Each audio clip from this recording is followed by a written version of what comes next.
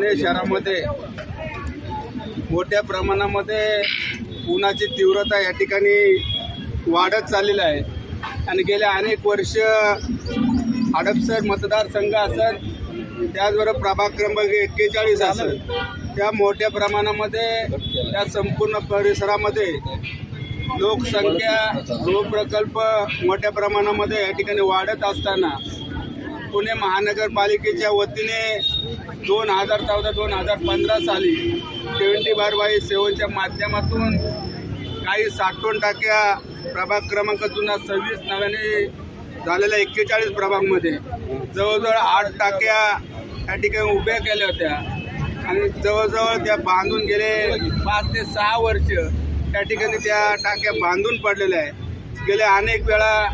शिवसेना पक्षाच्या वतीने पुणे महापालिकेचे आयुक्त असत, त्याचबरोबर विभाग पाणी पुरवठ्याचे विभाग प्रमुख आदरणीय नंदकुमार जगताप असन, यांना वेळोवेळी या ठिकाणी पत्रव्यवहार करून अनेक वेळा सांगून सुद्धा या ठिकाणी त्यांनी काही पाणी त्या टाक्यांमधून आम्ही गेल्या महिन्यापूर्वी या ठिकाणी दोघांनाही भेटल्यानंतर त्यांनी सांगितलं होतं की 15-20 दिवसामध्ये जे 120 मीटरचे लाईनीचं काम झाल्यानंतर जी दोराबजी माल समोर सर्वे नंबर 25 मोहम्मदवाडी त्या ठिकाणी ज्या 25 लाख लिटरच्या ज्या 3 टाक्या या ठिकाणी बांधून पडल्या, त्या टाकीमधून बंद नळातून संपूर्ण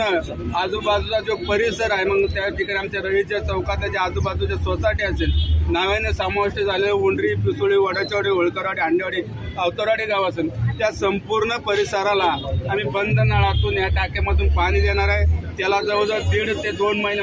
ओलांडून सुद्धा आजपर्यंत त्या टाक्यांचं काम या ठिकाणी झालं नाही। परवा दिवशी पुणे महापालिका आयुक्तांनी